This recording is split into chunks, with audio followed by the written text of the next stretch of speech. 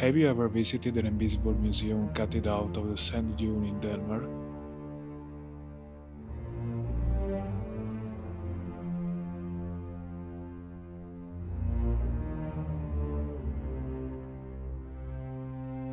How a building can be a resonance body amplifying creativity through music education, performance, and public interaction like a musical instrument?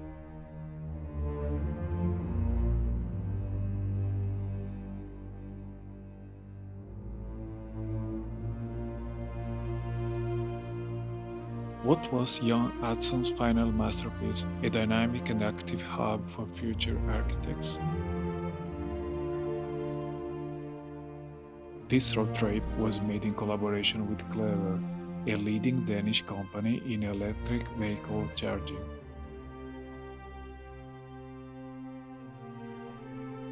In this final episode, we'll explore important architectural landmarks in Aalborg, the House of Music designed by Coop Himmelb and the Utzon Center designed by Jørn Utzon and his son, Kim. Then, we will drive back south to Blåvand, a place with strong historical memory scars, to discover Tirpitz Museum designed by Bjarke Ingels Group. Afterward, we will drive back to Copenhagen.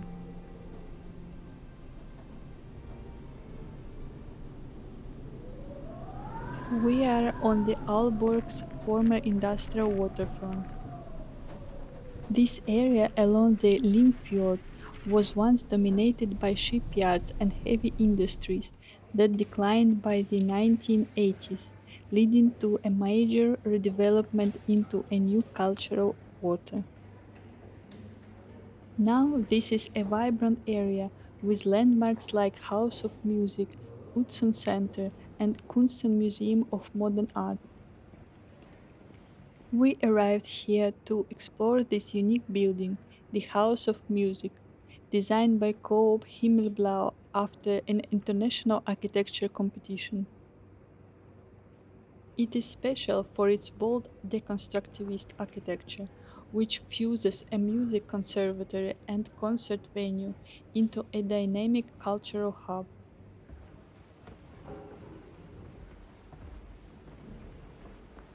The building rises 7 stories with a fragmented facade of cubic volumes, undulated canopies, circular windows, and latticed glazing, symbolizing music's fluidity against rigid form.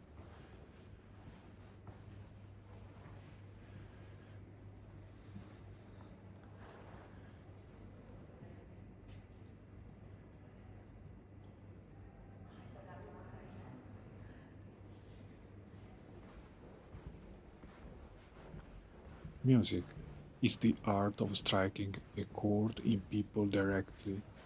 As the body of musical instruments, this architecture serves as a resonance body for creativity in the House of Music, said Wolf Dieprichs, co-founder of the architects cooperative Coop Himmelb.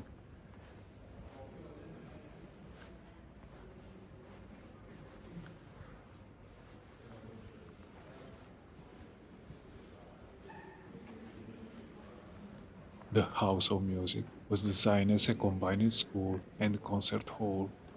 Its open structure promotes the exchange between the audience and the artists, as well as the students and the teachers.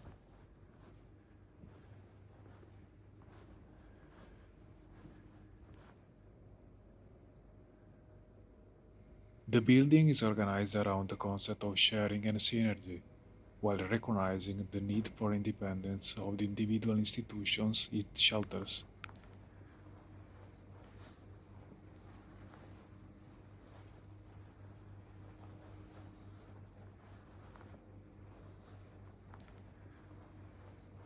Wherever possible, the design supports space sharing as well as the overlapping of public and performance spaces.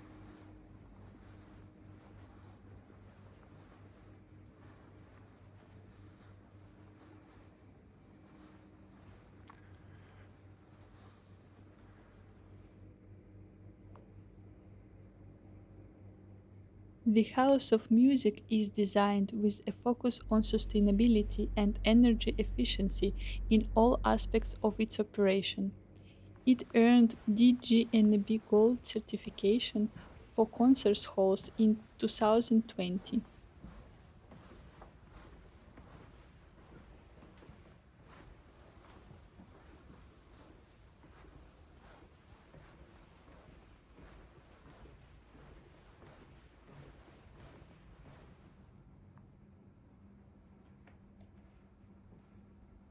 The building installs 262 solar panels that help reduce the building's energy consumption year-round. In addition, fjord water intake is used to cool the house most of the year.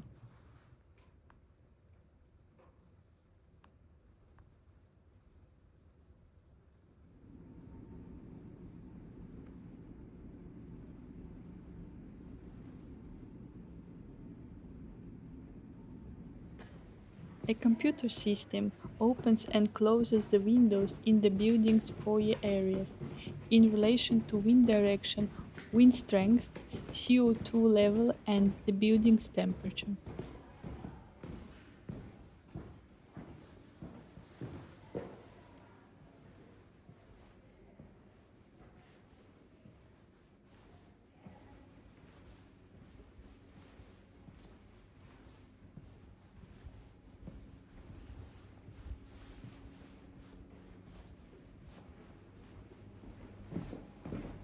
Underfloor heating hoses are embedded in the floor, which, using water from the Limfjord, are used for heating in winter and for cooling in summer.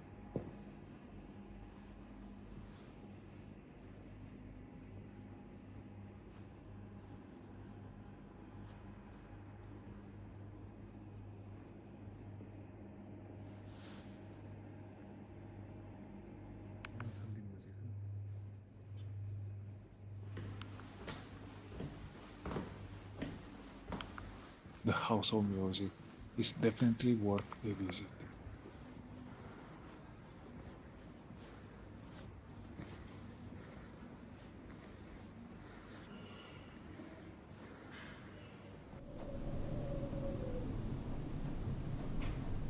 One more important building we are going to explore in Aalborg is the Utzon Center. We just have to walk along the waterfront for some time to arrive there.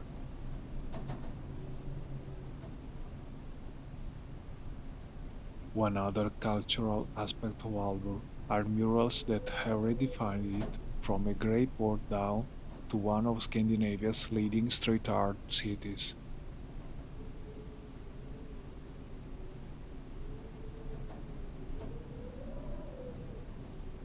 Visiting Aalborg, you can experience more than 80 street artworks.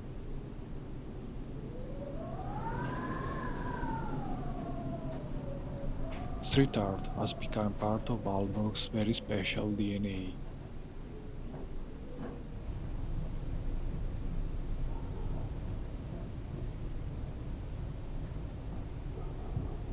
Street art should be experienced in Aalborg because it's not just for those who like going to museums or galleries, it's for everyone.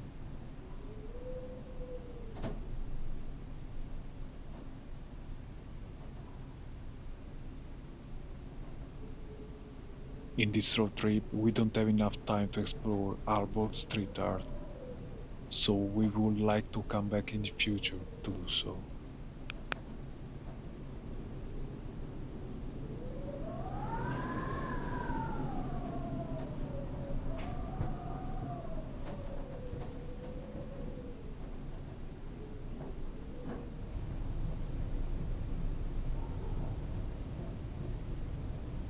Now we arrive to the Utzon Center, an architectural gem honoring Jørn Utzon, the renowned Danish architect behind Sydney's Opera House.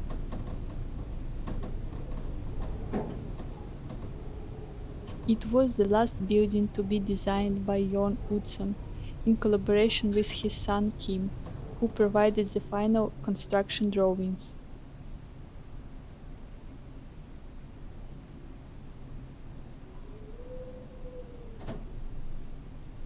He planned the center not as a museum, but as a place where students of architecture could meet and discuss their ideas for the future.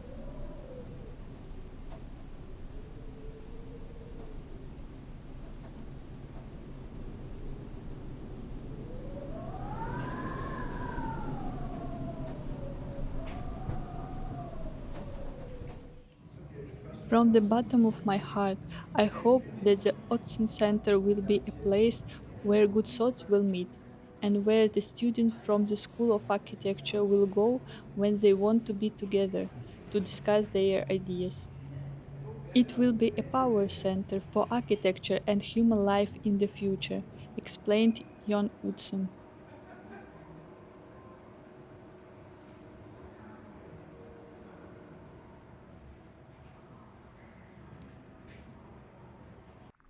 The center consists of several individual buildings, creating a special place around the courtyard on a platform.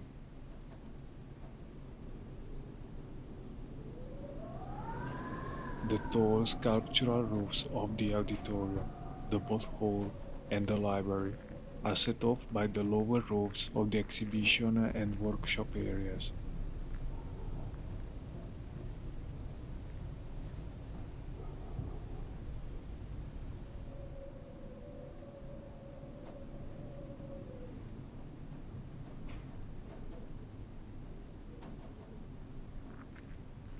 Serving as a museum, exhibition space, and creative lab for architecture and design, it features permanent displays of Utzon's works, modeling workshop, and educational programs for architects, students, and visitors.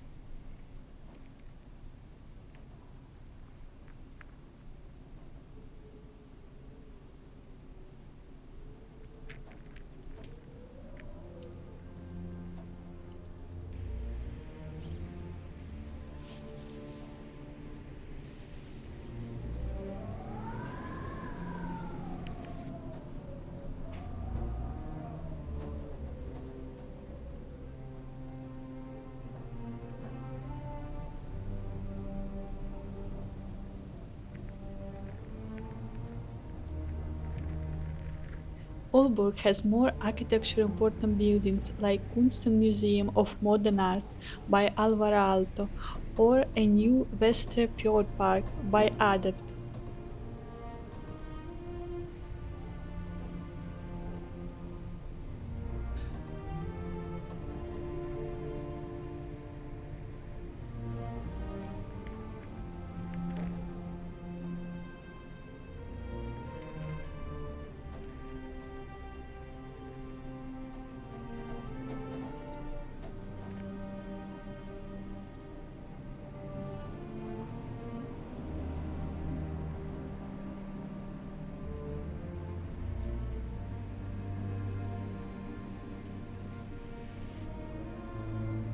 We are almost ready to drive back south, but first, the lunch.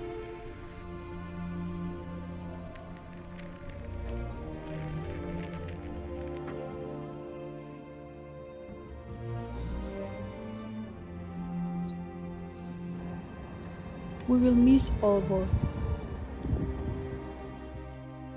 For more about our trip from Aarhus to Aalborg, you can check the previous episode.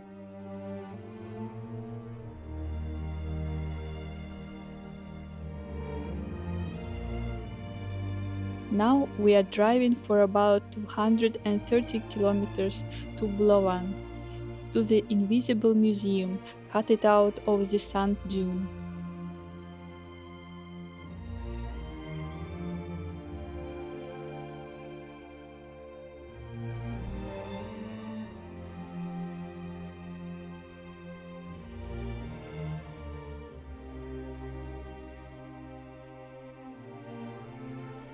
It is the second museum designed by Bjarke Ingels Group that we visit in our architectural road trip.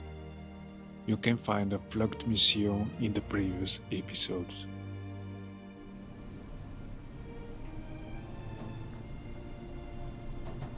Now we are going to explore the Tirpitz Museum. Both museums explores World War II impacts on Denmark. Flag covers German refugees and migration history, while Tirpitz delves into Atlantic wall construction, local life, and coastal heritage like amber finds. The Tirpitz Museum transforms and expands a historic German World War II bunker into an innovative cultural complex, featuring four exhibitions housed within a single structure, seamlessly embedded into the protected shorelands of Blåvand in western Denmark.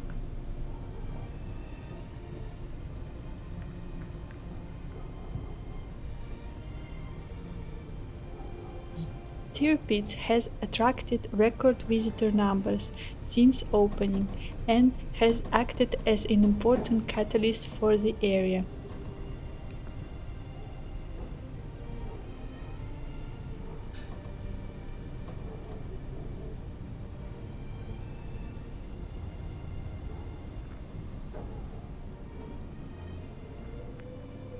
As an antithesis to the heavy volume of the World War II bunker, the museum appears through precise cuts into the landscape.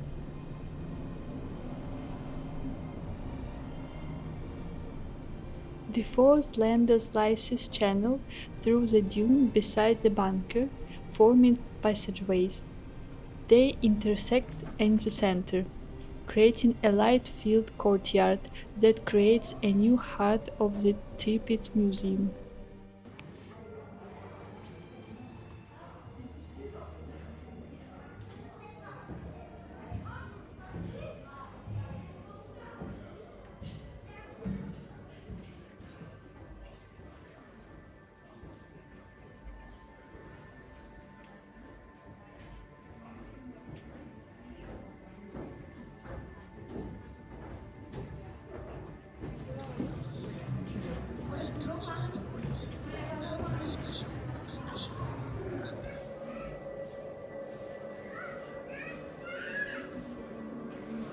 A central courtyard provides access to the four underground gallery spaces, which enjoy an abundance of daylight even though they are literally carved into the sand.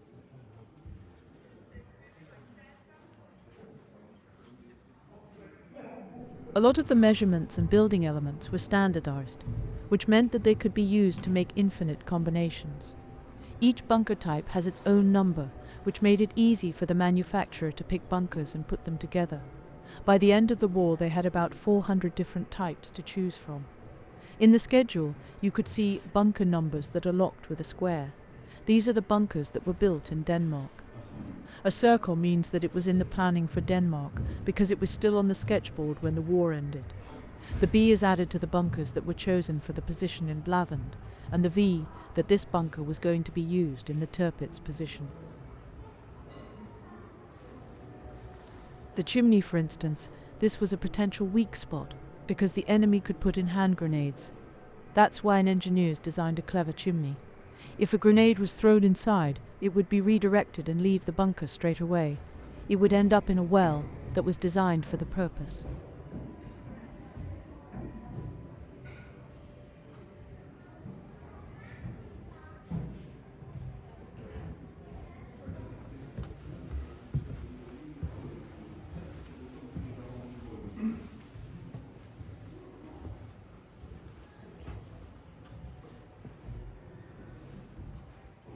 The building consists of four main materials and elements: concrete, steel, glass, and wood, also found in the existing structures and natural landscape of the area.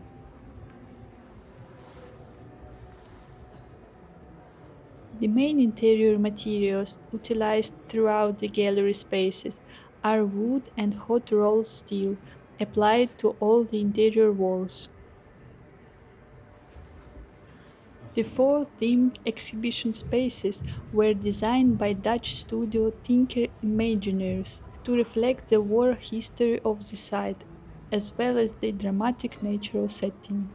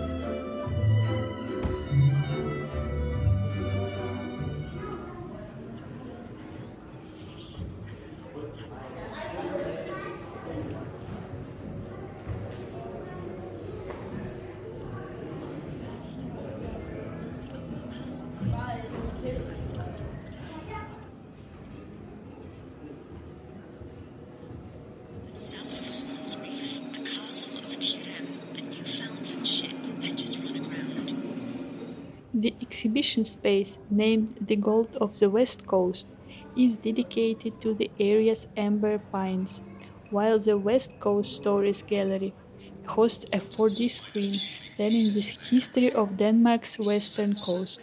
You could hardly call it luck. Here you'll see some of his favourites.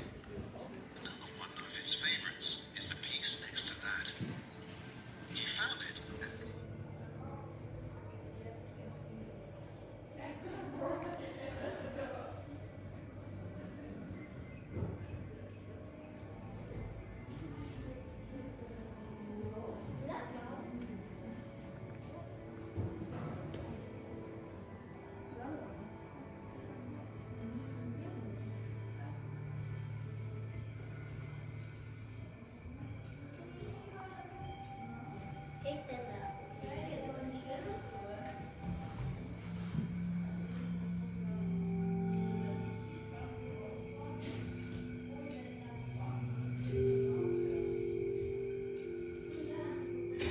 Dinosaur DNA could be reconstructed with the help of amber improvements.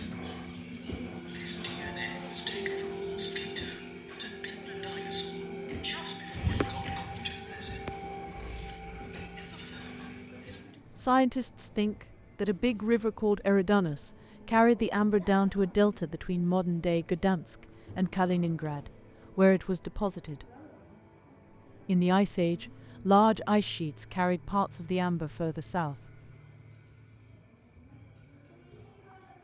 From there, rivers like the Elbe transported the amber back north and deposited large amounts in the North Sea.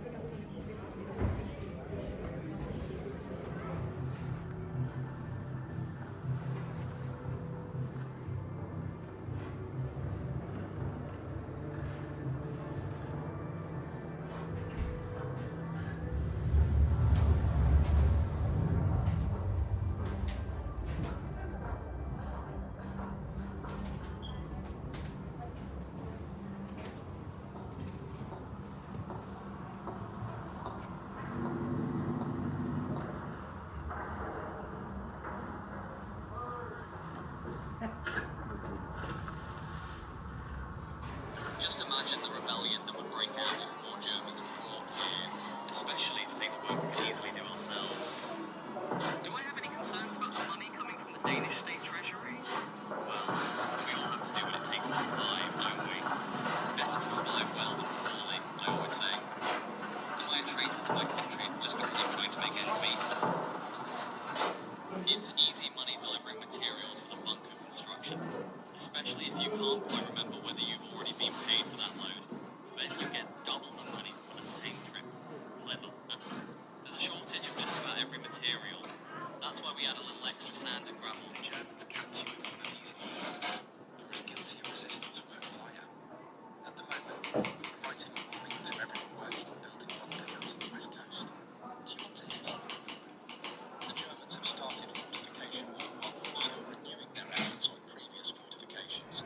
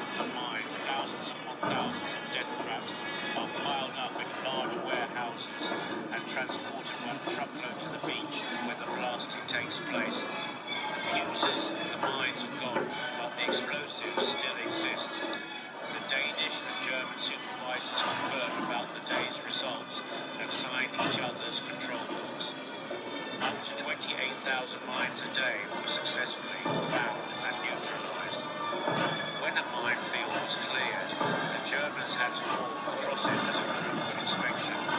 They knew that if the work was sloppy, it would cost them dearly. Some minefields were set up to destroy enemy armoured vehicles.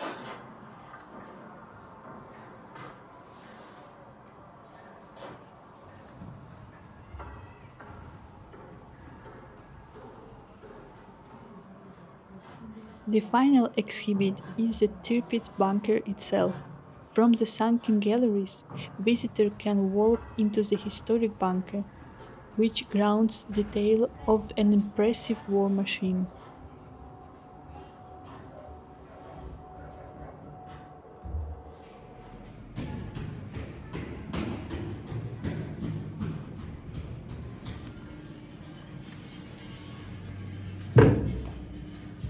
The Tirpitz bunker was an unfinished World War II German coastal defense fortification.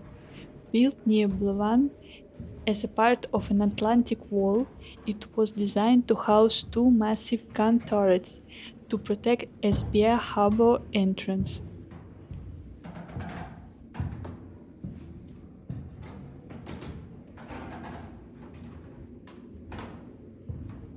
Construction halted in May 1945 with German surrender. The 111-ton gun barrels never arrived due to weak local bridges.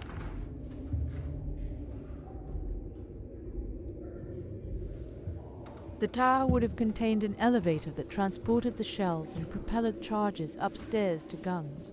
These guns are intended to defend the coastline, and especially the Esbjerg airport, by eliminating enemy ships. Do you see the square inserts around the rim? That's where the ball bearings would have gone to make these enormous machines stand 360 degrees. What if the Germans have had the time to lower the gun tower and install the 20-meter-long barrels? Then they would have possessed the most powerful machines in existence at the time. Each one, my crew about 50 men. You can insert up to 6 shells per minute into the elevator. After adding the propeller charges on the first floor, the shells and the charges would be joined together. Just they were inserted in the barrel. Soldiers would have set the angle for the right height, and then fire.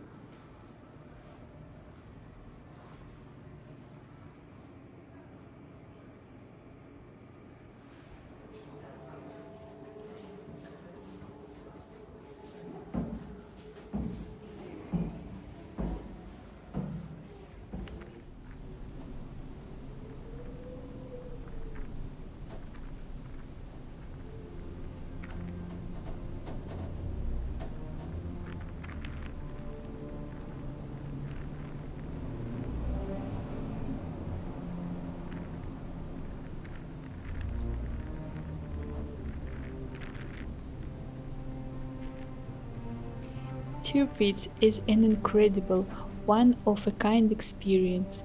Violent, astonishing, dramatic, hidden, almost invisible.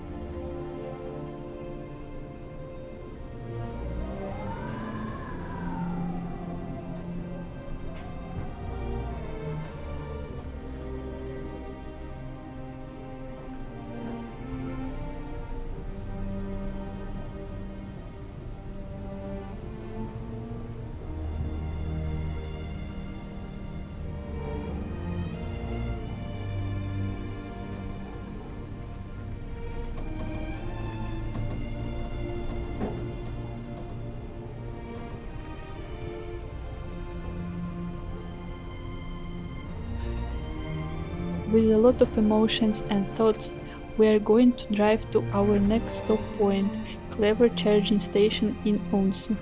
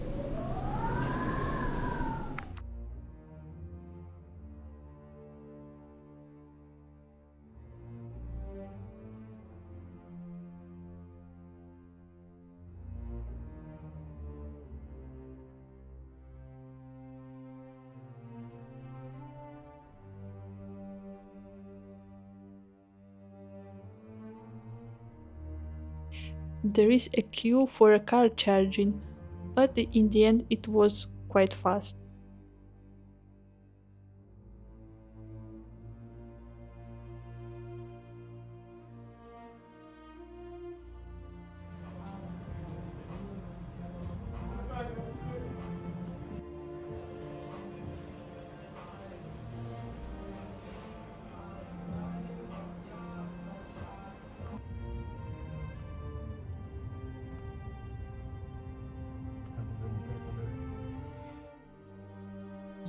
Gorgeous Great Belt Bridge at night.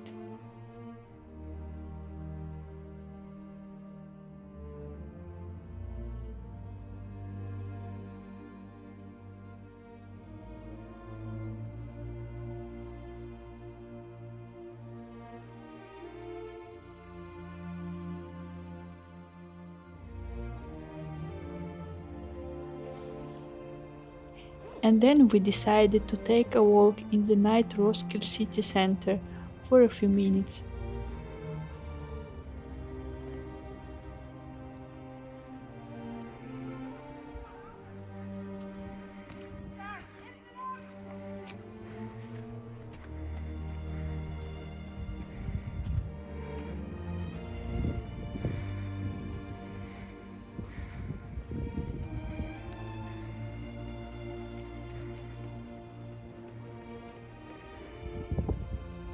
Our Denmark architecture road trip has come to an end. It was interesting and profound experience. You can check previous episodes in case you missed them, where you can find Copenhagen in Copenhagen, Dismantable Brewery in Cobe, Viking Ship Museum in Roskilde, Denmark's tallest building in Aarhus, and Float Museum.